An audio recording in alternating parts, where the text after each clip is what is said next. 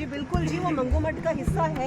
मंगू मठ का हिस्सा था जो आप लोगों ने आज तोड़ दिया है, डेमोलिशन किया है। जहाँ पर भी जो जिसके लिए कि हम लोग 3 महीने से 4 महीने से लड़ रहे हैं, फाइट कर रहे हैं कि हमें हमारे गुरु नानक देव जी, जिनका कि जगन्नाथ जी के साथ में इतना बड़ा जिनका रिश्ता है, उनको आपने खत्म कर दिया। आज हम लोग दुखी दिल से रोते हुए आपके पास अपील कर रहे हैं, प्लीज इसको रोक दिया जाए। आज भी हम लोग हाथ जोड़ के बोल रहे हैं, हम लोग कोई लड़ने झगड़ने के लिए नहीं है। ਸਤਿ ਸ਼੍ਰੀ ਅਕਾਲ, ਮੈਂ ਸਵਰਨਬੀਰ ਸਿੰਘ 5K ਬ੍ਰਾਡਕਾਸਟਿੰਗ ਵਿੱਚ ਆਪ ਸਾਰੇ ਵਿਊਅਰਸ ਦਾ ਵੈਲਕਮ ਕਰਦੇ ਹਾਂ। ਅੱਜ ਅਸੀਂ ਫਿਰ ਇੱਕ ਅਹਿਮ ਮੁੱਦੇ ਤੇ ਗੱਲ ਕਰਾਂਗੇ। ਉਹ ਅਹਿਮ ਮੁੱਦਾ ਜਿਹੜਾ ਇੱਕ ਵਾਰੀ ਉੱਠਿਆ ਤੇ ਫਿਰ ਦਬਾਤਾ ਗਿਆ, ਔਰ ਉਹ ਅਹਿਮ ਮੁੱਦਾ ਪੂਰੀ ਸਿੱਖ ਕੌਮ ਦੇ ਲਈ ਜਾਂ ਜਿਸ ਵੀ ਇਨਸਾਨ ਦਾ ਗੁਰੂ ਨਾਨਕ ਤੇ ਵਿਸ਼ਵਾਸ ਹੈ ਉਸ ਦੇ ਲਈ ਬਹੁਤ ਜ਼ਰੂਰੀ ਸੀ। ਮੈਂ ਮੁੱਦੇ ਤੇ ਆਉਣ ਤੋਂ ਪਹਿਲਾਂ ਮੈਂ ਮਾੜੀ ਜਿਹੀ ਦੀ ਤੁਹਾਨੂੰ ਭੂਮਿਕਾ ਜੇਕਰ ਮੈਂ ਤੁਹਾਨੂੰ ਦੱਸਾਂ ਕਿ ਗੁਰੂ ਨਾਨਕ ਨੇ ਮਨੂਵਾਦ ਤੇ ਪਹਿਲੀ ਚੋਟ ਕੀਤੀ ਸੀ, ਜਿਹਨੂੰ ਜਿਹੜਾ ਉਹਨੇ ਦਿੱਤਾ ਸੀ ਉਹ ਪਾਣ ਤੋਂ ਇਨਕਾਰ ਕਰਕੇ। ਉਹ ਸਾਡੇ ਕੋਲ ਉਹ ਜਿਹੜੀ ਜਗ੍ਹਾ ਸੀ ਵਿਛੜ ਗਈ, ਉਹ ਪਾਕਿਸਤਾਨ ਦੇ ਵਿੱਚ ਰਹਿ ਗਈ। ਦੂਜੀ ਗੁਰੂ ਨਾਨਕ ਨੇ ਜਿਹੜੀ ਬ੍ਰਾਹਮਣਵਾਦ ਤੇ ਮਨੂਵਾਦ ਤੇ ਚੋਟ ਕੀਤੀ ਸੀ, ਉਹ ਹਰਿਦੁਆਰ ਦੇ ਵਿੱਚ ਜਦੋਂ ਉਹ ਪਾਣੀ ਦੇਣ ਜਾਂਦੇ ਨੇ ਤੇ ਉਹਨਾਂ ਨੇ ਖੇਤਾਂ ਵੱਲ ਪਾਣੀ ਦੇ ਕੇ ਜਿਹੜਾ ਉਹਨਾਂ ਦੀ ਸੋਚ ਨੂੰ ਬਦਲਿਆ ਸੀਗਾ। ਉਹ ਗਿਆਨ ਗੋਦੜੀ ਗੁਰਦੁਆਰਾ ਉਹ ਵੀ ਸਾਥੋਂ ਖੋਹ ਲਿਆ ਗਿਆ। ਅਸੀਂ 25-30 ਸਾਲ ਤੋਂ ਉਹਦੀ ਲੜਾਈ ਲੜ ਰਹੇ ਹਾਂ, ਸਾਨੂੰ ਉਸ ਤੋਂ ਕੁਝ ਹਾਸਲ ਨਹੀਂ ਹੋਇਆ। ਤੀਜਾ ਜਿਹੜਾ ਗੁਰੂ ਨਾਨਕ ਪਾਤਸ਼ਾਹ ਨੇ ਮਨੂਵਾਦ ਤੇ ਇੱਕ ਬਹੁਤ ਵੱਡਾ ਹਮਲਾ ਕੀਤਾ ਸੀਗਾ, ਮਨੂਵਾਦੀ ਸੋਚ ਤੇ, ਉਹ ਸੀਗਾ ਆਰਤੀ ਦਾ, ਜਿੱਥੇ ਕਿ ਉਹ ਪੂਰੀ ਦੁਨੀਆ ਨੂੰ ਇੱਕ ਕਰਮਕਾਂਡ ਦੇ ਵਿੱਚ ਉਲਝਾ ਕੇ ਉਹਨੇ ਰੱਖਿਆ ਸੀਗਾ। ਤੇ ਗੁਰੂ ਨਾਨਕ ਪਾਤਸ਼ਾਹ ਨੇ ਪੁਰੀ ਦੇ ਵਿੱਚ ਜਾ ਕੇ ਉੱਥੇ ਆਰਤੀ ਦਾ, ਤੁਸੀਂ ਸਾਰੇ ਜਾਣਦੇ ਹੋ, ਉਚਾਰਨ ਕੀਤਾ ਸੀਗਾ। ਉੱਥੇ ਮੰਦਿਰ ਦੇ ਵਿੱਚ ਤਾਂ ਅਸੀਂ ਇਤਿਹਾਸ ਨਹੀਂ ਸਾ ਬਣਾ ਸਕਦੇ ਕੋਈ ਇਤਿਹਾਸਕ ਸਥਾਨ, ਲੇਕਿਨ ਜਿੱਥੇ ਗੁਰੂ ਨਾਨਕ ਪਾਤਸ਼ਾਹ ਠਹਿਰੇ ਸਨ ਉਸ ਸਥਾਨ ਦਾ ਨਾਂ ਸੀ ਮੰਗੂ ਮੱਠ। ਤੇ ਮੰਗੂ ਮੱਠ ਤੋਂ ਤੁਸੀਂ ਸਾਰੇ ਵਾਕਿਫ ਹੋ ਕਿ ਪਿਛਲੇ ਸਾਲ ਸੈਪਟੰਬਰ ਦੇ ਵਿੱਚ ਉਹਨੂੰ ਪਹਿਲਾਂ ਢਾਣ ਦੀ ਕੋਸ਼ਿਸ਼ ਕੀਤੀ ਗਈ, ਫਿਰ ਉਹਨੂੰ ਰੋਕਣ ਦੀ ਕੋਸ਼ਿਸ਼ ਕੀਤੀ ਗਈ, ਫਿਰ ਅੰਤ ਦੇ ਵਿੱਚ ਉਹਨੂੰ ਢਾ ਦਿੱਤਾ ਜਾਂਦਾ ਵੇ। ਉਸ ਪੂਰੇ ਸਥਾਨ ਨੂੰ, ਪੂਰਾ ਜਿੱਥੇ ਗੁਰਦੁਆਰਾ ਸੀਗਾ, ਉਹ ਸਾਰਾ खत्म करता जाता है। हाँ जी बिल्कुल जी, वो मंगू मठ का हिस्सा है। मंगू मठ का हिस्सा था जो आप लोगों ने आज तोड़ दिया है, डेमोलिशन किया है। जहाँ पर भी जो जिसके लिए कि हम लोग 3 महीने से 4 महीने से लड़ रहे हैं, फाइट कर रहे हैं कि हमें हमारे गुरु नानक देव जी, जिनका कि जगन्नाथ जी के साथ में इतना बड़ा जिनका रिश्ता है, उनको आपने खत्म कर दिया। आज हम लोग दुखी दिल से रोते हुए आपके पास अपील कर रहे हैं, प्लीज इसको रोक दिया जाए। आज भी हम लोग हाथ जोड़ के बोल रहे हैं, हम लोग कोई लड़ने झगड़ने के लिए नहीं आए। आप लोग जो भी मीडिया से जहाँ से भी प्लीज हमारी अपील पहुँचाइए कि इसको ना तोड़ा जाए, इसको बंद किया जाए। ये हमारी अपील है, हाथ जोड़ के हम सब आए हैं। हमारे वीर जी दिल्ली से आए हैं, हम लोग अपील कर रहे हैं, हम लोग रो रहे हैं, हम लोग इसलिए रो रहे हैं कि हमारा गुरु की निशानी को मिटा दिया गया, उसे बंद किया जाए। हमारी यही गुजारिश है नवीन पटनायक जी की सरकार से, कलेक्टर साहब। ਗੁਰਦੁਆਰੇ ਨੂੰ ਜਦੋਂ ਢਾ ਦਿੱਤਾ ਗਿਆ ਉਸ ਵੇਲੇ ਜਿਹੜੀਆਂ ਗੱਲਾਂ ਉੱਭਰ ਕੇ ਆਈਆਂ ਸਨ ਸਾਡੇ ਤੱਕ ਨਹੀਂ ਪਹੁੰਚਣ ਦਿੱਤੀਆਂ। ਪਰ ਜਦੋਂ ਅਸੀਂ ਇਸ ਮਾਮਲੇ ਦੀ ਘੋਖ ਕੀਤੀ, ਸਾਡੇ ਨਾਲ ਯੂਨਾਈਟਿਡ ਸਿੱਖ ਦੇ ਜਸਮੀਤ ਸਿੰਘ ਮੌਜੂਦ ਨੇ, ਉਹਨਾਂ ਨਾਲ ਅਸੀਂ ਜਦੋਂ ਗੱਲਬਾਤ ਕੀਤੀ, ਸਾਡੇ ਤੋਂ ਪੁਰੀ ਤੋਂ ਨੇ ਸਰਦਾਰ ਜਗਦੀਪ ਸਿੰਘ ਜੀ, ਜਿਹੜੇ ਕਿ ਇਸ ਮੰਗੂ ਮੱਠ ਗੁਰਦੁਆਰੇ ਦੀ ਪਿਛਲੇ 10-15 ਸਾਲ ਤੋਂ ਸੇਵਾ ਕਰ ਰਹੇ ਨੇ। ਜਦ ਅਸੀਂ ਉਹਨਾਂ ਨਾਲ ਗੱਲ ਕੀਤੀ ਤਾਂ ਐਸੇ ਤੱਥ ਨਿਕਲ ਕੇ ਸਾਹਮਣੇ ਆਏ ਜਿਹਨੂੰ ਸੁਣ ਕੇ ਸਾਡੇ ਹੋਸ਼ ਫਾਖਤਾ ਹੋ ਗਏ। ਸਭ ਤੋਂ ਪਹਿਲੀ ਗੱਲ ਉਹਦੇ ਸਾਹਮਣੇ ਆਈ ਕਿ ਪਹਿਲਾਂ ਜਿਹੜੀ ਉੱਥੇ ਕਮੇਟੀ ਸੀ, ਉਹਨਾਂ ਦੇ ਮੈਂਬਰਾਂ ਨੇ ਉੜੀਸਾ ਗਵਰਨਮੈਂਟ ਨੂੰ ਆਪ ਜਾ ਕੇ ਕਿਹਾ ਕਿ ਉਹਨਾਂ ਦੇ ਬਿਆਨ ਦਿੱਤੇ ਕਿ ਇੱਥੇ ਗੁਰੂ ਨਾਨਕ ਪਾਤਸ਼ਾਹ ਦਾ ਕੋਈ ਲੈਣ ਦੇਣ ਨਹੀਂ ਸੀਗਾ, ਇਸ ਜਗ੍ਹਾ ਤੇ ਗੁਰੂ ਨਾਨਕ ਦਾ ਕੋਈ ਵੀ ਲੈਣ ਦੇਣ ਨਹੀਂ ਹੈ, ਸੋ ਇਹ ਸਿੱਖਾਂ ਦੇ ਨਾਲ ਸੰਬੰਧਿਤ ਨਹੀਂ ਹੈ। ਇਹ ਉਸ ਗਵਰਨਮੈਂਟ ਵਾਸਤੇ ਇੱਕ ਬੜਾ ਵੱਡਾ ਸਬੂਤ ਸੀਗਾ ਢਾਣ ਵਾਸਤੇ ਕਿ ਜੇਕਰ ਇਹ ਤੁਹਾਡੀ ਜਗ੍ਹਾ ਹੀ ਨਹੀਂ ਹੈਗੀ ਤਾਂ ਅਸੀਂ ਇਹਨੂੰ ਢਾ ਸਕਦੇ ਹਾਂ। ਦੂਜੀ ਇੱਕ ਮੈਂ ਹੋਰ ਮਹੱਤਵਪੂਰਨ ਗੱਲ ਤੁਹਾਡੇ ਨਾਲ ਕਰਦਾ ਚੱਲਾਂ ਕਿ ਸੈਂਟਰਲ ਗਵਰਨਮੈਂਟ ਨੇ 1000 ਕਰੋੜ ਦਿੱਤਾ ਸੀਗਾ ਇਸ ਜਗ੍ਹਾ ਦਾ ਸੁੰਦਰੀਕਰਨ ਦੇ ਨਾਮ ਤੇ, ਜਿਹਦੇ ਅਧੀਨ ਇਹ ਸਾਰੀ ਜਗ੍ਹਾ ਢਾਈ ਗਈ ਹੈ। ਇੱਥੇ ਇਹ ਵੀ ਕੋਸ਼ਿਸ਼ ਕੀਤੀ ਗਈ ਕਿ ਇਸ ਜਗ੍ਹਾ ਨੂੰ ਗੁਰੂ ਨਾਨਕ ਪਾਤਸ਼ਾਹ ਦੇ ਨਾਲ ਨਾ ਜੋੜ ਕੇ ਸ਼੍ਰੀ ਚੰਦ ਦੇ ਨਾਮ ਦੇ ਨਾਲ ਜੋੜਤਾ ਜਾਏ, ਤਾਂ ਜੋ ਗੁਰੂ ਨਾਨਕ ਦਾ ਨਾਮ ਉੱਥੋਂ ਖਤਮ ਹੋ ਜਾਏ ਤੇ ਸ਼੍ਰੀ ਚੰਦ ਦੇ ਜਿਹੜੇ ਪੂਜਾ ਕਰਦੇ ਨੇ ਉਹਨਾਂ ਦੇ ਨਾਲ ਇਹ ਜਗ੍ਹਾ ਜੋੜਤੀ ਜਾਏ, ਤਾਂ ਜੋ ਗੁਰਮਤ ਦਾ ਉੱਥੋਂ ਬਿਲਕੁਲ ਹੀ ਖਾਤਮਾ ਕਰ ਦਿੱਤਾ ਜਾਵੇ। ਇਸ ਸਾਰੇ ਮੁੱਦੇ ਤੇ ਚਾਨਣਾ ਪਾਵਾਂਗੇ ਕਿ ਇਹ ਜਗ੍ਹਾ ਹਲੇ ਕਿੱਥੇ ਖੜੀ ਹੈ, ਇਹ ਕੇਸ ਕਿੱਥੇ ਖੜਾ ਵੇ, ਕਿਉਂ ਇਸ ਤੇ ਸਾਡੀਆਂ ਕਮੇਟੀਆਂ ਦੇ ਹਲੇ ਤੱਕ ਸੁਣਵਾਈ ਨਹੀਂ ਹੋਈ, ਕਿਉਂ ਅਸੀਂ ਦੁਬਾਰਾ ਉਹਨੂੰ ਹਾਸਲ ਨਹੀਂ ਕਰ ਪਾ ਰਹੇ ਹਾਂ। ਸਭ ਤੋਂ ਪਹਿਲਾਂ ਅਸੀਂ ਵੈਲਕਮ ਕਰਾਂਗੇ ਵੀਰ ਜਗਦੀਪ ਸਿੰਘ ਜੀ ਦਾ। ਜਗਦੀਪ ਸਿੰਘ ਜੀ, ਤੁਸੀਂ ਪੂਰੀ ਰਹਿੰਦੇ ਹੋ, ਤੁਸੀਂ ਇਸ ਮਸਲੇ ਤੋਂ ਸ਼ੁਰੂ ਤੋਂ ਹੀ ਜੁੜੇ ਹੋਏ ਹੋ। ਮਾੜਾ ਜਿਹਾ ਅਗਰ ਤੁਸੀਂ ਕੁਇਕ ਹੀ ਇਹਦਾ ਕੁਝ ਬਰੀਫ ਹਿਸਟਰੀ ਸਾਨੂੰ ਦਿਓ ਤੇ ਹੁਣ ਕਿੱਥੇ ਖੜੀ ਹੋਈ ਹੈ ਔਰ ਕਿਹੜੇ ਸਾਨੂੰ ਇਹ ਰੁਕਾਵਟਾਂ ਆਈਆਂ ਨੇ। ਹਾਂਜੀ ਵੀਰ ਜੀ, ਸਾਰੀਆਂ ਸੰਗਤਾਂ ਨੂੰ ਵੀ, ਆਪ ਜੀ ਨੂੰ ਵੀ ਵਾਹਿਗੁਰੂ ਜੀ ਕਾ ਖਾਲਸਾ, ਵਾਹਿਗੁਰੂ ਜੀ ਕੀ ਫਤਿਹ। ਪਹਿਲੇ ਬਿਕੋਜ਼ ਇਹ ਆਪ ਜੀ ਦੇ ਚੈਨਲ ਤੇ ਦਾਸ ਦੀ ਫਸਟ ਇੱਕ ਇੰਟਰਵਿਊ ਹੈਗੀ ਹੈ ਔਰ ਸਾਡੀ ਫਸਟ ਇੰਟਰੋਡਕਸ਼ਨ ਹੈ, ਤੇ ਆਪ ਜੀ ਦੇ ਰਾਹੀਂ ਜਿੰਨੀ ਵੀ ਸੰਗਤਾਂ ਦਾਸ ਨੂੰ ਸੁਣ ਰਹੀਆਂ ਹਨ, ਇਹ ਮੈਂ ਇੱਕ ਛੋਟੀ ਜਿਹੀ ਇੱਥੇ ਦੀ ਬਰੀਫ ਹਿਸਟਰੀ, ਜੋ ਕਿ ਤਾਂ ਕਿ ਨਵੇਂ ਜੁੜੇ ਸਰੋਤੇ ਨੇ ਉਹ ਇਹਦੇ ਬਾਰੇ ਜਾਣਕਾਰੀ ਹਾਸਲ ਕਰ ਸਕਦੇ ਨੇ। ਹਾਲਾਂਕਿ ਪਿੱਛੇ ਇਹਦਾ ਕਾਫੀ ਪ੍ਰਚਾਰ ਹੋਇਆ ਹੈ, ਤੇ ਮੇਰਾ ਖਿਆਲ ਹੈ ਸ਼ਾਇਦ ਕੋਈ ਨਾਨਕ ਨਾਮ ਲੈਵਾ ਸਿੱਖ ਇਹੋ ਜਿਹਾ ਨਹੀਂ ਰਹਿ ਗਿਆ ਜਿਹੜਾ ਇਹਦੀ ਹਿਸਟਰੀ ਬਾਰੇ ਨਾ ਜਾਣਦਾ ਹੋਵੇ। ਫਿਰ ਵੀ ਗੁਰੂ ਨਾਨਕ ਸਾਹਿਬ ਸੱਚੇ ਪਾਤਸ਼ਾਹ ਆਪਣੀ ਪਹਿਲੀ ਉਦਾਸੀ ਦੌਰਾਨ ਜਗਨਨਾਥਪੁਰੀ ਆਉਂਦੇ ਨੇ। ਗੁਰੂ ਸਾਹਿਬ ਦਾ ਆਣਾ ਹੁੰਦਾ ਹੈ। ਗੁਰੂ ਸਾਹਿਬ ਦੇ ਨਾਲ ਮਰਦਾਨਾ ਜੀ ਕਿਉਂਕਿ ਇੱਕ ਤੁਰਕ ਸੀਗੇ, ਮਰਦਾਨਾ ਜੀ ਨੂੰ ਮੰਦਿਰ ਦੇ ਅੰਦਰ ਜਗਨਨਾਥਪੁਰੀ ਨਹੀਂ ਜਾਣ ਦਿੱਤਾ ਜਾਂਦਾ। ਅੱਜ ਵੀ ਗੈਰ ਹਿੰਦੂ ਦਾ ਤੇ ਗੈਰ ਸਿੱਖ ਦਾ ਜਾਣਾ ਅਲਾਉਡ ਨਹੀਂ ਹੈ। ਸਮੇਂ ਦੀ ਪ੍ਰਧਾਨ ਮੰਤਰੀ ਇੰਦਰਾ ਗਾਂਧੀ, ਕਿਉਂਕਿ ਪਾਰਸੀ ਨਾਲ ਵਿਆਹ ਕੀਤਾ ਸੀਗਾ, ਉਹਨੂੰ ਵੀ ਇਸ ਮੰਦਿਰ ਦੇ ਵਿੱਚ ਨਹੀਂ ਵੜਨ ਦਿੱਤਾ ਗਿਆ ਸੀ, ਤੇ ਮਰਦਾਨਾ ਜੀ ਨੂੰ ਧੱਕੇ ਮਾਰ ਕੇ ਗੁਰੂ ਸਾਹਿਬ ਕੋਲ ਵਾਪਸ ਭੇਜ ਦਿੱਤਾ ਜਾਂਦਾ ਹੈ। ਤੇ ਗੁਰੂ ਸਾਹਿਬ ਉਸ ਟਾਈਮ ਵਿਰਾਜਮਾਨ ਹੁੰਦੇ ਨੇ ਜਿਹੜੀ ਕਿ ਜਗ੍ਹਾ ਅੱਜ ਬੌਲੀ ਮੱਠ ਸਾਹਿਬ ਦੇ ਨਾਂ ਤੋਂ ਵੀ ਪ੍ਰਸਿੱਧ ਹੈ।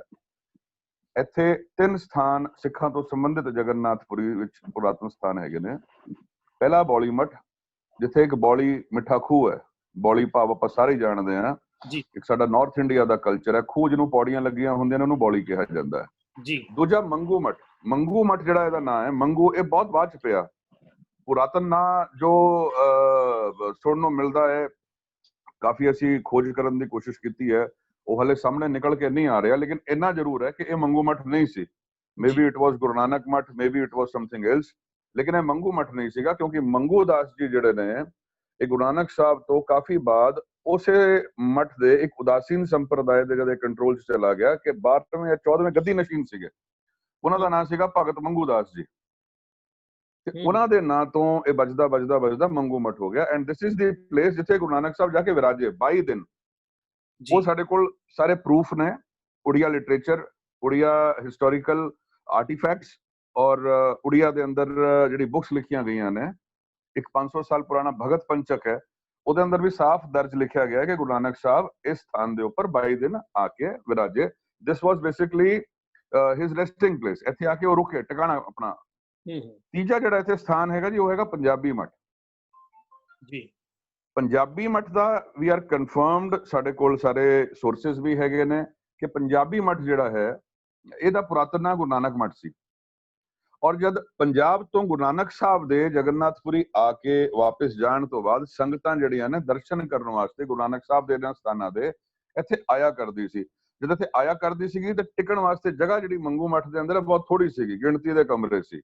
ਤੇ ਉਸ ਵੇਲੇ ਰਾਜੇ ਨੇ ਭਾਈ ਅਲਮਸਤ ਜੀ, ਜਿਹੜੇ ਆਪਣੇ 6ਵੀਂ ਪਾਤਸ਼ਾਹੀ ਦੇ ਵੇਲੇ ਹੋਏ ਨੇ, ਇਹਨਾਂ ਦੀ ਡਿਊਟੀ ਗੁਰੂ ਹਰਗੋਬਿੰਦ ਸਾਹਿਬ ਮਹਾਰਾਜ ਨੇ ਲਾਈ ਸੀਗੀ ਵੀ ਇਹਨਾਂ ਸਥਾਨਾਂ ਦੀ ਡਿਵੈਲਪਮੈਂਟ ਕਰਨੀ ਹੈ ਤੇ ਰੱਖ ਰਖਾਵ ਕਰਨਾ ਹੈ।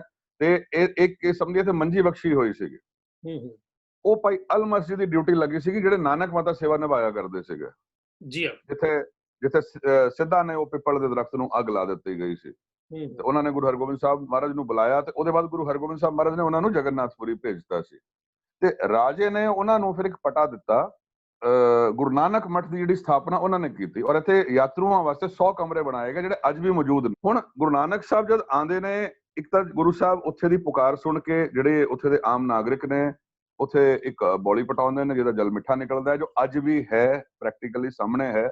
ਕੋਈ ਮਾਈਥੋਲੋਜੀ ਨਹੀਂ ਜਾਂ ਕੋਈ ਐਵੇਂ ਕੋਈ ਕਹਿੰਦੇ ਨਾ ਵੀ ਕਹਿਣ ਦੀਆਂ ਗੱਲਾਂ ਨਹੀਂ ਹੈਗੀਆਂ। ਉੱਥੇ ਗੁਰੂ ਸਾਹਿਬ ਦਾ ਪ੍ਰਕਾਸ਼ ਵੀ ਹੈ, ਜਿਹਦੀ ਕਿ ਟਹਿਲ ਸੇਵਾ 1 ਜਨਵਰੀ 2019 ਨੂੰ 12 ਤੋਂ 14 ਸਾਲ ਦੀ ਲੰਬੀ ਕਾਨੂੰਨੀ ਔਰ ਸਥਾਨਕ ਲੜਾਈ ਲੜਨ ਤੋਂ ਬਾਅਦ ਜੋ ਬਾਬਾ ਸ਼ਮਸ਼ੇਰ ਸਿੰਘ ਜੀ ਦਾਸ ਦੇ ਪਿਤਾ ਜੀ ਨੇ, ਉਹਨਾਂ ਦੀ ਅਗਵਾਈ ਹੇਠ ਚੱਲ ਰਹੀ ਸੀਗੀ। ਬਿਕੋਜ਼ ਸਾਡਾ ਹੀ ਇਕੱਲਾ ਪਰਿਵਾਰ ਉੱਥੇ ਗੁਰੂ ਸਾਹਿਬ ਦਾ ਉਟਾਸਰਾ ਲੈ ਕੇ ਪਿਛਲੇ 12-14 ਸਾਲਾਂ ਤੋਂ ਸੇਵਾ ਨਿਭਾ ਰਿਹਾ ਹੈ। ਇਹ ਉੜੀਸਾ ਸਰਕਾਰ ਦਾ ਇੱਕ ਐਂਡੋਮੈਂਟ ਕਮਿਸ਼ਨ ਹੈ, ਜਿਹਦੇ ਅੰਡਰ ਸਾਰੇ ਮੰਦਿਰ ਮੱਠ ਆਉਂਦੇ ਨੇ, ਜਿੰਨੇ ਵੀ ਰਿਲੀਜੀਅਸ ਪਲੇਸਿਸ ਉੜੀਸਾ ਦੇ ਨੇ ਆਉਂਦੇ ਨੇ। ਉਹਨਾਂ ਨੇ ਲਿਖਤੀ ਆਰਡਰ ਦੇ ਵਿੱਚ ਜਗ੍ਹਾ ਦੀ ਰਾਈਟਸ ਤਾਂ ਨਹੀਂ ਦਿੱਤੀ, ਲੇਕਿਨ ਉੱਥੇ ਗੁਰੂ ਗ੍ਰੰਥ ਸਾਹਿਬ ਮਹਾਰਾਜ ਦੀ ਟਹਿਲ ਸੇਵਾ ਕਰਨ ਦੀ ਪੂਰਾ ਸਿੱਖ ਰਹਿਤ ਮਰਿਆਦਾ ਦੇ ਅਨੁਸਾਰ ਸਾਨੂੰ ਰਾਈਟਸ ਦੇ ਦਿੱਤੀਆਂ ਨੇ ਜੀ। ਪੰਜਾਬੀ ਜਿਹੜਾ ਮੱਠ ਹੈ ਇਹ ਵੀ ਮਹੰਤਾਂ ਦੇ ਕੋਲ ਚਲਾ ਗਿਆ ਸੀਗਾ। ਮੰਗੂ ਮੱਠ ਜਿਹੜਾ ਹੈਗਾ ਇੱਥੇ ਵੀ ਟਿਲ 1997-98 ਤੱਕ ਵੀ ਸਾਡੇ ਕੋਲ ਆਈ ਵਿਟਨੈਸ ਵੀ ਹੈਗੇ ਨੇ ਇਹਦੇ, ਜਿਨ੍ਹਾਂ ਤੇ ਅਟੈਕ ਵੀ ਕੀਤਾ ਗਿਆ ਸੀਗਾ। ਚਲੋ ਉਹ ਖੈਰ ਇੱਕ ਡਿਫਰੈਂਟ ਮਸਲਾ ਹੈ, ਸਰਦਾਰ ਪਰਵਿੰਦਰਪਾਲ ਸਿੰਘ ਜੀ। ਹੋਰ ਵੀ ਅਸੀਂ ਖੋਜ ਕੀਤੀ। ਗੁਰੂ ਗ੍ਰੰਥ ਸਾਹਿਬ ਮਹਾਰਾਜ ਦਾ ਪ੍ਰਕਾਸ਼ ਸੀਗਾ, ਜੀ ਲੇਕਿਨ 97 98 ਦੇ ਅੰਦਰ ਕੁਝ ਬੰਗਾਲ ਦੇ ਸਿੱਖਾਂ ਜਾਂ ਕੁਝ ਉੜੀਸਾ ਦੇ ਕੁਝ ਸਥਾਨਕ ਸਿੱਖਾਂ ਵੱਲੋਂ ਥੋੜੀ ਬਹੁਤ ਸ਼ਾਇਦ ਕੋਸ਼ਿਸ਼ ਕੀਤੀ ਗਈ ਤੇ ਉਹ ਕੋਸ਼ਿਸ਼ ਜਿਹੜੀ ਹੈ ਕੋਸ਼ਿਸ਼ ਹੀ ਬਣ ਕੇ ਰਹਿ ਗਈ। ਇਹ ਮਹੰਤ ਨੂੰ ਪਤਾ ਲੱਗ ਗਿਆ ਸੀਗਾ ਵੀ ਸਿੱਖ ਅੱਜ ਨਹੀਂ ਕੱਲ ਨਹੀਂ ਪਰਸੋਂ ਆਪਣੇ ਸਥਾਨ ਲੈਣ ਵਾਸਤੇ ਆਣਗੇ ਤੇ ਇਹਨਾਂ ਨੇ ਗੁਰੂ ਗ੍ਰੰਥ ਸਾਹਿਬ ਮਹਾਰਾਜ ਦੇ ਸਰੂਪ ਨੂੰ ਤੋਂ ਅਲੋਪ ਕਰ ਦਿੱਤਾ ਜੀ। ਠੀਕ ਉਹਦੇ ਸਥਾਨ ਦੇ ਉੱਪਰ ਜਗਨਨਾਥ ਜੀ ਦੀ ਮੂਰਤੀ ਸਥਾਪਿਤ ਕਰ ਦਿੱਤੀ ਔਰ ਗੁਰੂ ਦੀ ਕਿਰਪਾ ਦੇ ਨਾਲ ਖੋਜ ਕਰਦੇ ਜੋ ਅਸੀਂ ਪਿਛਲੇ ਕਈ ਸਾਲਾਂ ਤੋਂ ਖੋਜ ਵੀ ਕਰ ਰਹੇ ਹਾਂ ਆਪਣੇ ਇਤਿਹਾਸ ਦੀ ਪ੍ਰਮਾਣ ਵੀ ਸਾਨੂੰ ਇਕੱਠੇ ਕਰਨੇ ਪੈਂਦੇ ਨੇ ਕਿਉਂਕਿ ਕੋਰਟ ਦੇ ਅੰਦਰ ਸਰਕਾਰ ਨੂੰ ਜਾ ਕੇ ਪ੍ਰੂਵ ਕਰਨਾ ਪੈਂਦਾ ਵੀ ਸਾਡੇ ਸਥਾਨ ਨੇ ਕਈ ਪੁਆਇੰਟਸ ਤੇ ਸਾਨੂੰ ਲੜਾਈਆਂ ਲੜਨੀਆਂ ਪੈਂਦੀਆਂ ਨੇ ਲੀਗਲ ਬੈਟਲ ਵੀ ਹੈ ਸੋਸ਼ਲ ਬੈਟਲ ਵੀ ਹੈ ਰਿਲੀਜੀਅਸ ਬੈਟਲ ਵੀ ਹੈ ਤੇ ਸਾਡੇ ਕੋਲ ਕੁਝ ਫੋਟੋਗ੍ਰਾਫਸ ਆਈਆਂ ਨੇ ਜੋ ਸਾਫ਼ ਦੱਸਦੀਆਂ ਨੇ ਆਪ ਜੀ ਦੇ ਚੈਨਲ ਰਾਹੀਂ ਵੀ ਮੈਂ ਚਾਹਾਂਗਾ ਕਿ ਸਾਰੀਆਂ ਸੰਗਤਾਂ ਉਹਨਾਂ ਨੂੰ ਦੇਖਣ ਕਿ ਪਹਿਲੇ ਉੱਥੇ ਗੁਰੂ ਗ੍ਰੰਥ ਸਾਹਿਬ ਮਹਾਰਾਜ ਦਾ ਸਰੂਪ ਸੰਤੋਖ ਕਰਕੇ ਰੱਖਿਆ ਗਿਆ ਹੈ ਪਲੇਟਫਾਰਮ ਤੇ ਬਿਲਕੁਲ ਨਾਲ ਹੀ ਉੱਥੇ ਭਾਈ ਸ਼੍ਰੀ ਚੰਦ ਜੀ ਦੀ ਮੂਰਤੀ ਵੀ ਹੈਗੀ ਹੈ ਕਿਉਂਕਿ ਸ਼੍ਰੀ ਚੰਦ ਜੀ ਦੀ ਮੂਰਤੀ ਇਸ ਕਰਕੇ ਬਿਕੋਜ਼ ਸਾਰੇ ਉਦਾਸੀਨ ਸੰਪਰਦਾਇ ਦੇ ਸੀਗੇ ਤੇ ਬਾਬਾ ਸ਼੍ਰੀ ਚੰਦ ਜੀ ਦੇ ਕੋਡ ਆਫ ਕੰਡਕਟ ਨੂੰ ਵੀ ਇਹ ਫੋਲੋ ਕਰਿਆ ਕਰਦੇ ਸੀ।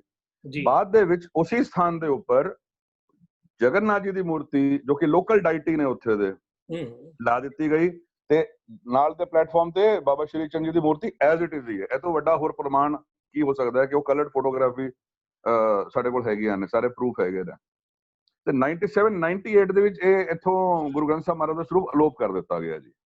ਆਪਾਂ ਕਹਿ ਸਕਦੇ ਅੱਜ ਤੋਂ 22 ਸਾਲ ਪਹਿਲੇ ਜਿਹੜੇ ਹੁਣ ਮਹੰਤ ਨੇ ਇਹਨਾਂ ਦੇ ਫਾਦਰ ਉਸ ਟਾਈਮ ਮਹੰਤ ਹੋਇਆ ਕਰਦੇ ਸੀ ਹੁਣ ਉਹ ਚੜਾਈ ਕਰ ਗਏ ਨੇ ਇਹ ਉਹਨਾਂ ਨੇ ਕੰਮ ਕੀਤਾ ਸੀ ਤੇ ਕਈ ਸਾਨੂੰ ਸਵਾਲ ਪੁੱਛਦੇ ਨੇ ਹੁਣ ਜਿਹੜੇ ਮਹੰਤ ਨੇ ਉਹਨਾਂ ਦਾ ਕੀ ਨਾਮ ਹੈ ਭਵਾਨੀ ਸ਼ੰਕਰ ਦਾਸ ਤੇ ਬੋਲੀ ਦੀ ਪ੍ਰਾਪਤੀ ਅਸੀਂ ਇਸ ਕਰਕੇ ਈਜ਼ੀਲੀ ਤਾਂ ਨਹੀਂ ਮੈਂ ਕਹਿ ਸਕਦਾ ਲੇਕਿਨ ਜਲਦੀ ਕਰ ਪਾਏ 10-12 ਸਾਲ ਜਿਹੜੇ ਲੱਗ ਗਏ ਨੇ ਮੈਂ ਤਾਂ ਜਲਦੀ ਕਹਾਂਗਾ ਬਿਕੋਜ਼ ਗੁਰੂ ਗ੍ਰੰਥ ਸਾਹਿਬ ਮਹਾਰਾਜ ਦਾ ਸਰੂਪ ਉੱਥੇ ਸੀਗਾ ਜੀ ਇੱਥੋਂ ਲੇਕਿਨ ਕਿਉਂਕਿ ਸਾਨੂੰ ਜ਼ਿਆਦਾ ਚੈਲੰਜਸ ਇਸ ਕਰਕੇ ਆ ਰਹੇ ਨੇ ਕਿ ਇੱਥੇ ਸਰੂਪ ਮਹਾਰਾਜ ਦਾ ਨਹੀਂ ਹੈ ਸਾਡਾ ਵੀ ਜਿਹੜਾ ਆਣਾ ਹੋਇਆ ਸੀਗਾ ਪਿਤਾ ਜੀ ਸ਼ਾਇਦ ਆਪ ਜੀ ਨੂੰ ਯਾਦ ਹੋਏਗਾ 1999 ਦੇ ਅੰਦਰ ਸੁਪਰ ਸਾਈਕਲੋਨ ਆਇਆ ਸੀ ਬਹੁਤ ਬੜਾ ਚੱਕਰਵਾਤ ਤੇ 400-500 ਵਲੰਟੀਅਰ ਤੇ 1-2 ਹੋਰ ਸੰਤਾਂ ਨੂੰ ਔਰ ਨਾਲ ਵਲੰਟੀਅਰਸ ਨੂੰ ਲੈ ਕੇ ਇੱਥੇ ਆਏ ਅਸੀਂ ਰੀਹੈਬਿਲਿਟੇਸ਼ਨ ਦੇ ਕਾਰਜ ਕੀਤੇ ਦਾਸ ਵੀ ਉਹਨਾਂ ਦੇ ਨਾਲ ਆਇਆ ਸੀ ਇੱਥੇ ਲੰਗਰ ਲਾਏ ਗਏ ਇੱਥੇ ਮੈਡੀਕਲ ਕੈਂਪਸ ਅਸੀਂ ਲਾਏ ਤਾਂ ਸਾਨੂੰ ਕੁਝ ਪਤਾ ਲੱਗਿਆ ਫਸਟ ਟਾਈਮ ਵੀ ਗੁਰੂ ਸਾਹਿਬ ਦੇ ਇੱਥੇ ਜਿਹੜੇ ਸਥਾਨ ਨੇ ਉਹ ਸੇਵਾ ਸੰਭਾਲ ਤੋਂ ਵਾਂਝੇ ਪਏ ਨੇ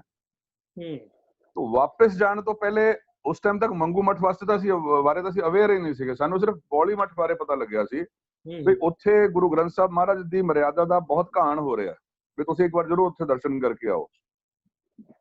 ਅਸੀਂ ਜਦ ਸਾਡੀ ਸੇਵਾ ਸਮਾਪਤ ਹੋ ਗਈ ਵਾਪਸ ਸਾਡਾ ਦਿੱਲੀ ਆਉਣ ਦਾ ਸਮਾਂ ਹੋ ਗਿਆ ਜਦੋਂ ਹੀ ਅਸੀਂ ਪਹੁੰਚਦੇ ਹਾਂ ਉੱਥੇ ਤੇ ਵਾਕਈ ਸਾਡੇ ਤਾਂ ਬਿਲਕੁਲ ਹੋਸ਼ ਉੱਡ ਗਏ।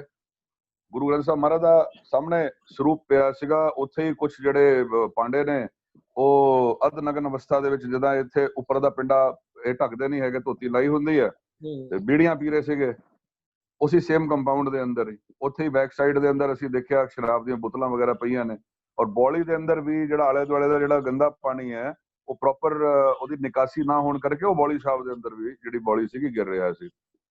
ਇਹ ਸਾਡੇ ਲਈ ਕਿਉਂਕਿ ਬਚਪਨ ਤੋਂ ਅਸੀਂ ਨਾਰਥ ਇੰਡੀਆ 'ਚ ਰਹੇ ਹਾਂ ਔਰ ਗੁਰਸਿੱਖੀ ਦੀ ਗੁੜਤੀ ਸਾਨੂੰ ਸੰਸਕਾਰਾਂ 'ਚ ਮਿਲੀ ਹੈ ਤੇ ਉਹ ਇੱਥੇ ਟੋਟਲ ਮਤਲਬ ਉਹ ਜਿਹਾ ਮੈਂ ਕਹਿ ਸਕਦਾ ਕਿ ਰੌਂਗਟੇ ਖੜੇ ਕਰਨ ਦੇਣ ਵਾਲਾ ਜੋ ਸੀਨ ਹੈ ਅੱਜ ਵੀ ਮੈਂ ਜਦ ਯਾਦ ਕਰਦਾ ਹਾਂ ਤੇ ਅੰਦਰ ਵਰਵਲਾ ਉੱਠਦਾ ਹੈ ਤੇ ਅਸੀਂ ਦੇਖ ਕੇ ਹੈਰਾਨ ਹੋ ਗਏ ਵੀ ਸਾਡੇ ਗੁਰੂ ਸਾਹਿਬ ਇੱਥੇ ਕਿਹੜੀ ਅਵਸਥਾ ਦੇ ਅੰਦਰ ਹੈਗੇ ਨੇ।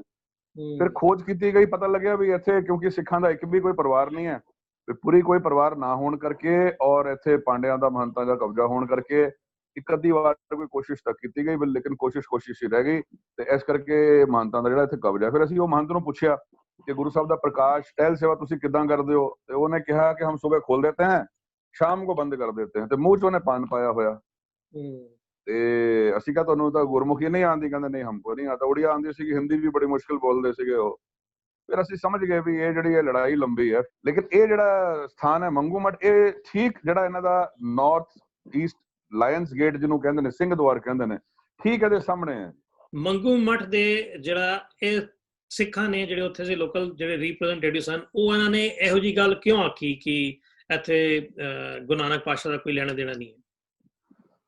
ਦੇਖੋ ਫਿਰ ਮੈਂ ਥੋੜਾ ਜਿਹਾ ਆਪ ਜੀ ਨੂੰ ਪਿੱਛੇ ਵੀ ਲੈ ਕੇ ਜਾਣਾ ਔਰ ਇਹਨੂੰ ਹੁਣੇ ਇੱਕਦਮ ਇਮੀਡੀਏਟਲੀ ਤੁਸੀਂ ਪ੍ਰੈਜ਼ੈਂਟ ਕਰੰਟ ਸਿਚੁਏਸ਼ਨ ਤੋਂ ਸਮਝ ਜਾਓਗੇ।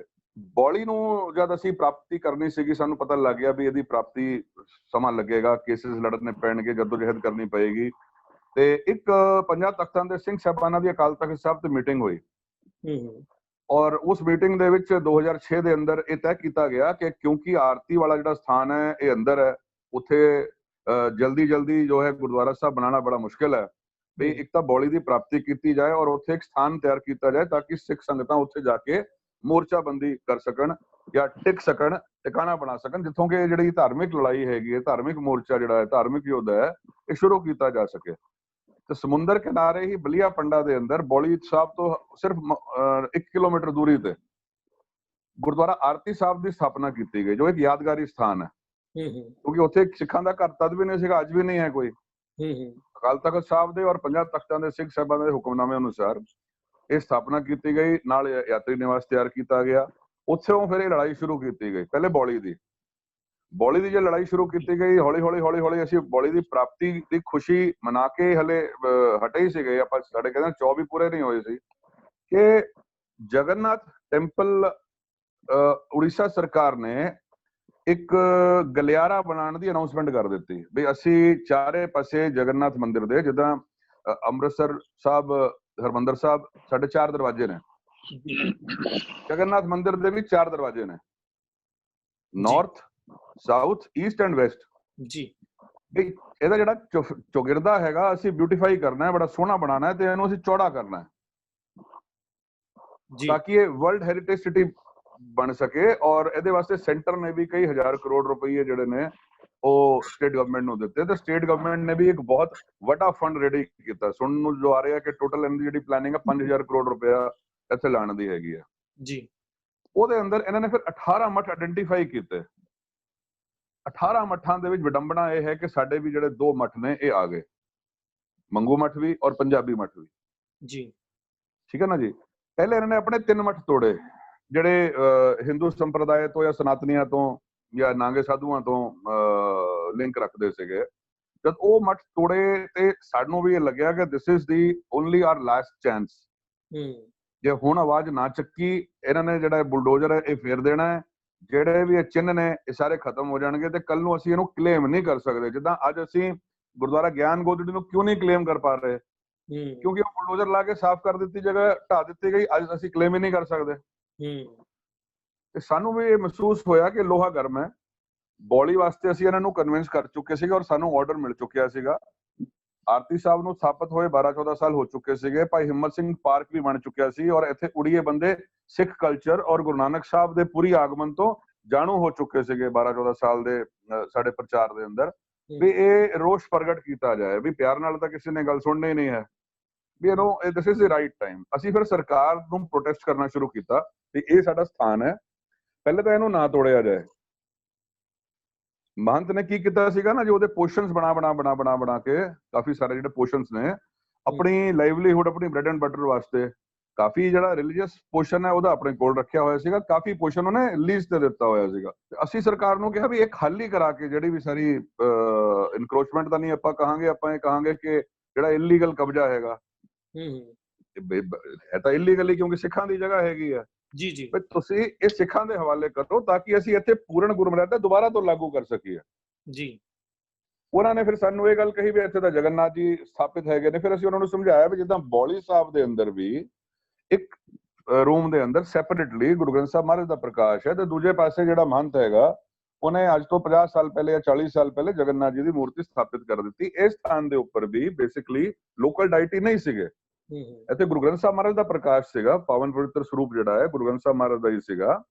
ਤੇ ਅੱਜ ਜੇ ਤੁਹਾਨੂੰ ਲੱਗਦਾ ਵੀ ਇਹ ਇੱਥੇ ਕੋਈ ਪ੍ਰੋਬਲਮ ਆ ਸਕਦੀ ਹੈ, ਵੀ ਪਹਿਲੀ ਗੱਲ ਤੇ ਸਾਡਾ ਸਥਾਨ ਹੀ ਸਿੱਖਾਂ ਦਾ ਹੈਗਾ, ਲੇਕਿਨ ਫਿਰ ਵੀ ਬਾਕੀ ਜਿਹੜੀ ਸਾਰੀ ਜਗ੍ਹਾ ਹੈਗੀ ਆ ਉਹਦੇ ਅੰਦਰ ਸਾਨੂੰ ਜਗ੍ਹਾ ਦਿੱਤੀ ਜਾਏ ਤਾਂ ਕਿ ਅਸੀਂ ਉੱਥੇ ਗੁਰੂ ਗ੍ਰੰਥ ਸਾਹਿਬ ਮਹਾਰਾਜ ਦਾ ਪ੍ਰਕਾਸ਼ ਕਰਕੇ ਇਮੀਡੀਏਟਲੀ ਸਭ ਤੋਂ ਪਹਿਲੇ ਤਾਂ ਅਸੀਂ ਗੁਰਮਰਿਆਦਾ ਲਾਗੂ ਕਰੀਏ। ਇਹ ਪ੍ਰੋਟੈਸਟ ਕੀਤਾ ਗਿਆ ਜੀ, ਕਾਫੀ ਸਟਰੋਂਗਲੀ ਪ੍ਰੋਟੈਸਟ ਕੀਤਾ ਗਿਆ। ਯੂਨਾਈਟਿਡ ਸਿੱਖ ਜਸਮੀਤ ਸਿੰਘ ਜੀ ਹੋਰਾਂ ਦਾ ਵੀ ਬਹੁਤ ਧੰਨਵਾਦ ਹੈ, ਇਹ ਵੀ ਸਾਡੀ ਆਵਾਜ਼ ਤੇ ਫਟਾਫਟ ਉੱਥੇ ਪਹੁੰਚੇ, ਮੀਡੀਆ ਨੂੰ ਲੈ ਕੇ ਵੀ ਪਹੁੰਚੇ ਤੇ ਅਸੀਂ ਕਾਫੀ ਪਹਿਲੇ ਪ੍ਰੈਸ਼ਰ ਪਾਉਣ ਦੇ ਵਿੱਚ ਕਾਮਯਾਬ ਵੀ ਹੋ ਗਏ ਸੀਗੇ। ਲੇਕਿਨ ਬਾਅਦ ਦੇ ਵਿੱਚ ਜਿਹੜੇ ਇੱਕ ਉੱਥੇ ਸਥਾਨਕ ਬੋਰਡ ਬਣਿਆ ਹੋਇਆ ਹੈ ਤੇ ਇੱਕ ਸਿੱਖ ਬਿਜ਼ਨਸਮੈਨ ਹੈਗੇ ਨੇ, ਜਿਨ੍ਹਾਂ ਦਾ ਨਾਂ ਸਾਰਾ ਸੰਸਾਰ ਇਸ ਟਾਈਮ ਜੋ ਵੀ ਇਸ ਮਸਲੇ ਤੋਂ ਰਿਲੇਟਡ ਨੇ ਉਹ ਜਾਣਦੇ ਨੇ। ਸਤਪਾਲ ਸਿੰਘ ਹਾਂਜੀ, ਸਤਪਾਲ ਸਿੰਘ ਪਾਲੀ ਓਪਨਲੀ ਉਹਨਾਂ ਨੇ ਬਿਆਨ ਦਿੱਤਾ ਹੋਇਆ, ਕੋਈ ਮਤਲਬ ਕੋਈ ਲੁਕੋ ਵਾਲੀ ਗੱਲ ਜਾਂ ਕੋਈ ਛੁਪਾਉਣ ਦੀ ਗੱਲ ਨਹੀਂ ਹੈਗੀ। ਉਹ ਆਪ ਜੀ ਵੀ ਚੈੱਕ ਕਰ ਸਕਦੇ ਹੋ, ਸਾਰੇ ਲਿੰਕਸ YouTube ਤੇ ਸਾਰੇ ਉੜੀਆ ਚੈਨਲਸ ਤੇ ਹੈਗੇ ਨੇ। ਉਹਨਾਂ ਨੇ ਓਪਨਲੀ ਬਿਆਨ ਦੇ ਦਿੱਤਾ ਕਿ ਇਹ ਜਿਹੜਾ ਸਥਾਨ ਹੈ ਇਹਦਾ ਕੋਈ ਵੀ ਸਿੱਖਾਂ ਤੋਂ ਸੰਬੰਧ ਨਹੀਂ ਹੈ, ਇਹ ਤਾਂ ਬਾਬਾ ਸ਼੍ਰੀ ਚੰਦ ਜੀ ਦਾ ਮੰਦਿਰ ਹੈ। ਤੇ ਸਤਪਾਲ ਸਿੰਘ ਪਾਲੀ ਦੇ ਹੋਟਲ ਦੇ ਵਿੱਚ ਹੀ ਜਿੱਥੇ ਤੱਕ ਸਾਨੂੰ ਖਬਰ ਆਈਆਂ ਨੇ ਕਿ ਸਾਰੀ ਕਮੇਟੀ ਉੱਤੇ ਜਾ ਕੇ ਠਹਿਰਦੀ ਹੈ, ਕਦੀ ਗੁਰਦੁਆਰੇ ਨਹੀਂ ਰੁਕਦੀ। ਇਹ ਤਾਂ ਦੇਖੋ ਹੁਣ ਜਗ ਜ਼ਾਹਿਰ ਗੱਲ ਹੈਗੀ ਹੈ, ਇਹਦੇ ਵਿੱਚ ਤਾਂ ਕੋਈ ਹੁਣ ਉਸ ਤੋਂ ਬਾਅਦ ਸਾਨੂੰ ਇਹ ਵੀ ਪਤਾ ਲੱਗੇ ਕਿ ਉਸੇ ਹੋਟਲ ਦੇ ਵਿੱਚ ਦੁਨੀਆ ਭਰ ਦਾ ਬੁਰਾ ਕੰਮ ਹੁੰਦਾ ਵੇ, ਮਸਾਜ ਪਾਰਲਰ ਉੱਥੇ ਹੈਗੇ ਨੇ, ਡਿਸਕੋਥੈਕ ਸਾਰੇ ਉੱਥੇ, ਵਾਈਨ ਵਗੈਰਾ ਸਾਰਾ ਕੁਝ ਉੱਥੇ ਹੈਗਾ ਵੇ। ਤੁਸੀਂ ਆਪ ਜੀ ਉਸੇ ਹੋਟਲ ਦੀ ਗੱਲ ਕਰ ਰਹੇ ਹੋ ਤੁਸੀਂ?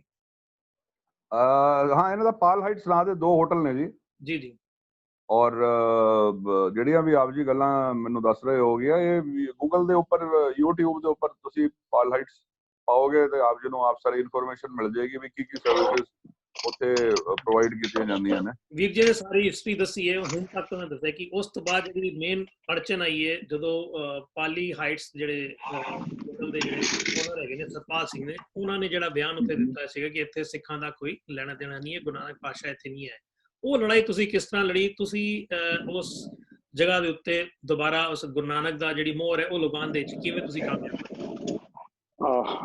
ਕਾਮਯਾਬੀ ਤਾਂ ਵੀਰ ਜੀ ਅਸੀਂ ਨਹੀਂ ਕਵਾਂਗੇ, ਹਾਲੇ ਅਸੀਂ ਹੋਏ ਆ, ਕਾਮਯਾਬ ਨਹੀਂ ਹੋਏ। ਲੜਾਈ ਬਹੁਤ ਲੰਬੀ ਲੜਨੀ ਹੈ, ਜਿਵੇਂ ਜਗਦੀਪ ਜੀ ਨੇ ਕਿਹਾ ਜੀ। ਤੇ ਸਭ ਤੋਂ ਪਹਿਲਾਂ ਮੈਂ ਆਪ ਜੀ ਨੂੰ ਇਹ ਦੱਸਣਾ ਚਾਹਾਂਗਾ ਕਿ ਜਦੋਂ ਫਸਟ ਟਾਈਮ ਉੜੀਸਾ ਪੁਰੀ ਗਿਆ, ਮੈਂ ਆਪ ਦਾਸ ਆਪ ਉੱਥੇ ਜਾ ਕੇ ਜਦੋਂ ਇਹ ਮੰਗੂ ਮੱਠ ਇਹਨਾਂ ਨੇ ਤੋੜਿਆ, ਉਸ ਤੋਂ 6 ਮਹੀਨੇ ਪਹਿਲੇ ਜਿਹੜਾ ਉੜੀਸਾ ਦੇ ਵਿੱਚ ਫਾਨੀ ਸਾਈਕਲੋਨ ਆਇਆ ਸੀ ਤੇ ਉੱਥੇ ਸੇਵਾ ਵਾਸਤੇ ਅਸੀਂ ਪਹੁੰਚੇ ਸੀ। ਜੋ ਵੀ ਉੱਥੇ ਨੁਕਸਾਨ ਹੋਇਆ, ਅਸੀਂ ਕਲੈਕਟਰ ਨੂੰ ਵੀ ਮਿਲੇ ਉੱਥੇ, ਜੋ ਵੀ ਉਸ ਟਾਈਮ ਕਲੈਕਟਰ ਨਵੇਂ ਕਲੈਕਟਰ ਆਏ ਸੀ ਉਸ ਟਾਈਮ ਫਸਟ ਡੇ ਉਹਨਾਂ ਦਾ ਜੁਆਇਨਿੰਗ ਸੀਗਾ, ਜਿਹੜੇ ਹੁਣ ਐਟ ਪ੍ਰੈਜ਼ੈਂਟ ਵੀ ਉਹਨਾਂ ਉੱਥੇ ਸ਼ਾਇਦ ਕਲੈਕਟਰ ਉਹੀ ਹੈਗੇ ਇਸ ਟਾਈਮ ਜੀ।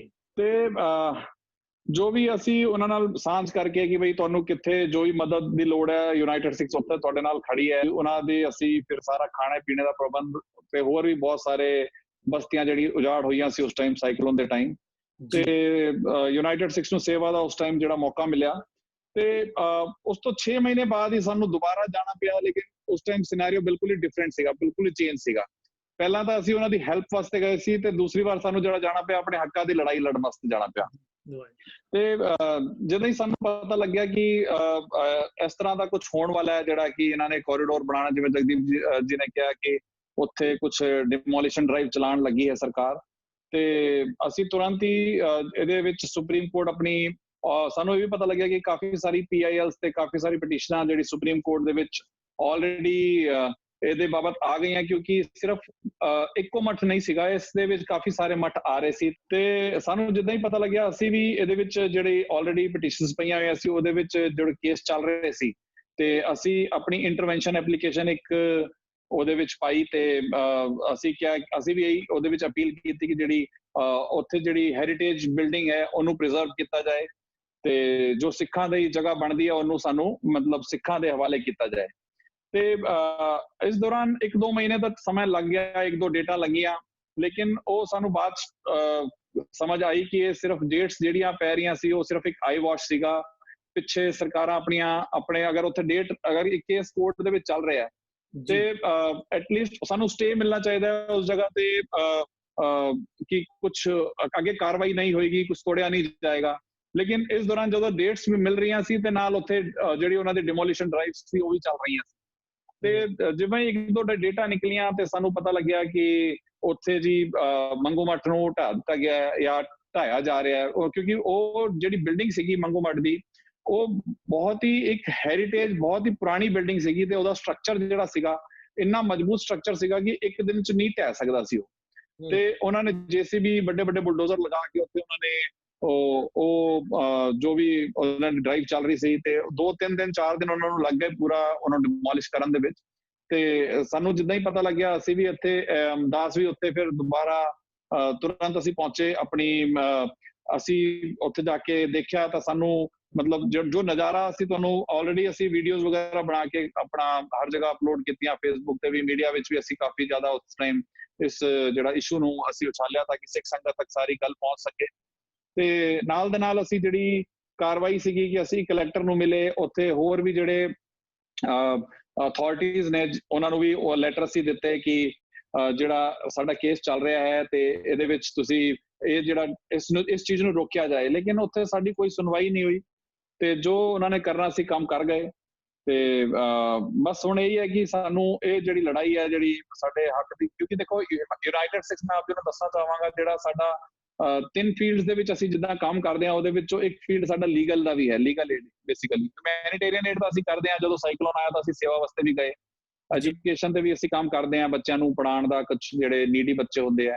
ਤੇ ਤੀਸਰਾ ਜਿਹੜਾ ਸਾਡਾ ਹੈਗਾ ਕਿ ਹਿਊਮਨ ਰਾਈਟ ਵਾਇਲੇਸ਼ਨ ਕਿੱਥੇ ਵੀ ਹੋਏ, ਲੀਗਲ ਕੋਈ ਵੀ ਆਪਣੇ ਹੱਕਾਂ ਦੀ ਲੜਾਈ ਬੇਸਿਕਲੀ ਅਸੀਂ ਦੂਜਿਆਂ ਵਾਸਤੇ ਵੀ ਲੜਦੇ ਹਾਂ, ਆਪਣੇ ਵਾਸਤੇ ਵੀ ਤਾਂ ਲੜਾਂਗੇ ਹੀ ਲੜਾਂਗੇ। ਤੇ ਇਸ ਲੜਾਈ ਦੇ ਵਿੱਚ ਵੀ ਅਸੀਂ ਫਿਰ ਅੱਗੇ ਹੋ ਕੇ ਸਭ ਤੋਂ ਪਹਿਲਾਂ ਅਸੀਂ ਇਹਦੇ ਵਿੱਚ ਸੁਪਰੀਮ ਕੋਰਟ ਦੇ ਵਿੱਚ ਆਪਾਂ ਪਹੁੰਚੇ ਤੇ ਹਾਲੇ ਇਸ ਤੋਂ ਬਾਅਦ ਹੁਣ ਜੋ ਅੱਗੇ ਦੀ ਕਾਰਵਾਈ ਹੈ ਉਹ ਵੀ ਸਾਡੀ ਚੱਲ ਰਹੀ ਹੈ। ਤੇ ਜਗਦੀਪ ਜੀ ਨਾਲ ਮਿਲ ਕੇ ਅਸੀਂ, ਕਿਉਂਕਿ ਸਾਡਾ ਰਾਬਤਾ ਜਦੋਂ ਜਗਦੀਪ ਜੀ ਨਾਲ ਤਦ ਹੀ ਹੋ ਗਿਆ ਸੀ ਜਦੋਂ ਅਸੀਂ ਸਾਈਕਲੋਨ ਫਾਨੀ ਦੇ ਵਿੱਚ ਪਹੁੰਚੇ ਸੀ ਉੱਥੇ।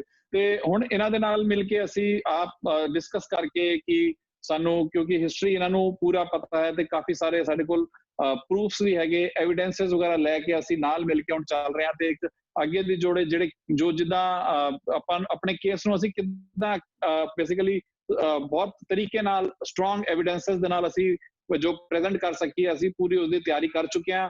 ਹੁਣ ਕਿਉਂਕਿ ਲੋਕਡਾਊਨ ਕਰਕੇ ਥੋੜਾ ਜਿਹਾ ਡਿਲੇ ਹੋ ਗਿਆ, ਕਿਉਂਕਿ ਕੋਰਟਸ ਵੀ ਬੰਦ ਹੋ ਗਏ ਸੀ 2-3-4 ਮਹੀਨੇ ਤੇ ਇਸ ਕਰਕੇ ਥੋੜੀ ਕਾਰਵਾਈ। ਹਾਂਜੀ, ਤੁਹਾਡੀ ਗੱਲ ਵੀ ਸੁਣੀਏ, ਵੀਰ ਜੀ ਦੀ ਗੱਲ ਵੀ ਸੁਣੀਏ, ਔਰ ਜੋ ਮੇਰੇ ਕੋਲ ਫੈਕਟਸ ਆਏ ਨੇ ਅਗਰ ਮੈਂ ਫੈਕਟਸ ਦੇਖਾਂ ਤਾਂ 3-4 ਗੱਲਾਂ ਬੜੀਆਂ ਜਿਹੜੀਆਂ ਸੁਖਾਵੀਆਂ ਜੀਆਂ ਸਾਹਮਣੇ ਆਉਂਦੀਆਂ ਨੇ।